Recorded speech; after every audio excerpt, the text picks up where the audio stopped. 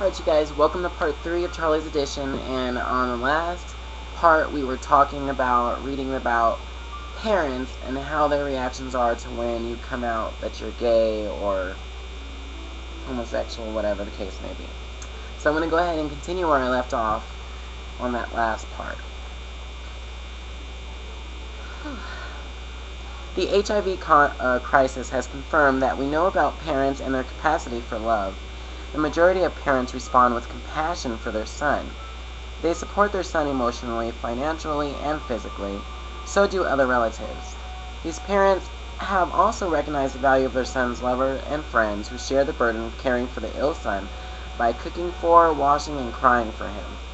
In these cases, parents, lovers, and friends also provide important support for each other.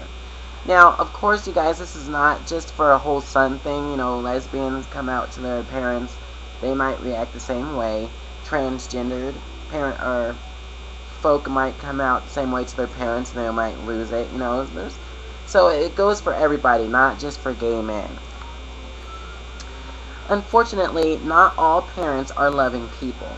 In fact, a shocking number of them have turned out to be selfish and narcissistic in their reaction to the AIDS crisis. How could he have done this to me? Is a typical comment from such a parent. These parents totally abandon their son, or daughters, or whoever. They refuse to visit a son who is ill. They refuse to phone or write. Frantic calls from the son's lover or from other family members are ignored. If a sick son wants to visit them, they refuse to see him. After the son's death, these selfish parents swoop down and steal his body without informing the son's lover or friends, the very people who cared for him throughout his illness. They dispose of it in a private ceremony so that they won't be embarrassed by a funeral. They certainly don't attend the memorial services held by the lover or the friends of the son. Often, their final revenge on their son for his homosexuality is to violate the terms of his will. The HIV crisis has not created these monsters. They were there all the time. But AIDS has forced us to rethink our relationship to our parents. We are reminded that some parents do not love their children and possibly never love them, or anyone else for that matter. Some gay sons should not come out to their parents ever. They should refuse to have anything to do with them. This is not said lightly. Gay men who come from spiteful families must, and doubtless will, seek support and love elsewhere, because in their cases love never has and never will come from their parents. It's hard enough to give up parents when they die. Oddly, it appears to be even more painful emotionally to give up unloving parents. Perhaps it's terrifying to realize that they were right about them all the time. So, like I said, there's people out there who has parents, like I just said, that are so evil that they will disown you, don't care what happens to you, don't want to have anything to do with you. But then there's parents who actually do care about you and don't care what you are as long as you're safe and, live a good life. So, definitely let me know what you guys thought about that topic.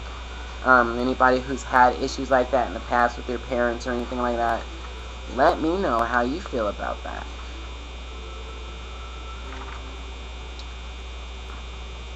Alright, so the next topic I'm going to talk about out of the Joy of Gay Sex book is a pleasure trap. And I will tell you guys exactly what a pleasure trap is right now. A man caught in the pleasure trap is willing to give pleasure to others, but does not seek his own sexual gratification.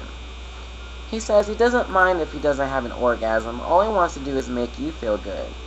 In tricking, such a person seems an ideal partner, completely unselfish and giving, but in long-term relationship, his refusal to express his own needs becomes, or at least is perceived as, a form of hostility.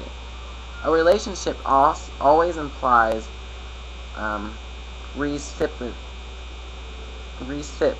basically giving back, and the man caught in the pleasure trap refuses to allow giving back. What causes some men to give but not take gratification?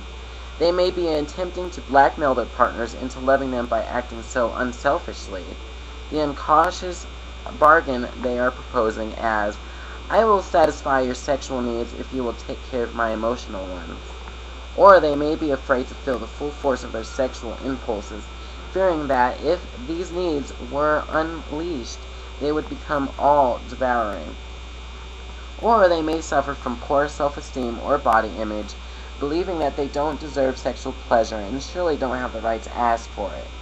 Or they may be martyrs, hoping to demonstrate their long-suffering patience and thereby manipulate their partner. Some men suffer from the pleasure trap because of their own homophobic hatred.